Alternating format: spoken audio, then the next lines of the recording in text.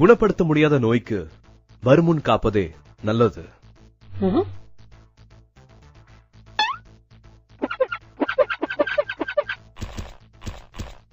மருத்துவருடன் ஒரு சந்திப்பு. வணக்கம், எப்படி இருக்கீங்க? நான் உங்களுக்கு என்ன உதவி செய்யணும்? டாக்டர், நான் HIV பத்தி நிறைய கேள்விப்பட்டிருக்கேன். ஆனா என்னால அதை சரியா புரிஞ்சுக்க முடியல.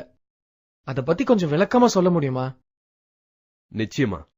இது உடல் நலத்தை பத்தி கட்டாயமா தெரிஞ்சுக்க வேண்டிய விஷயம்.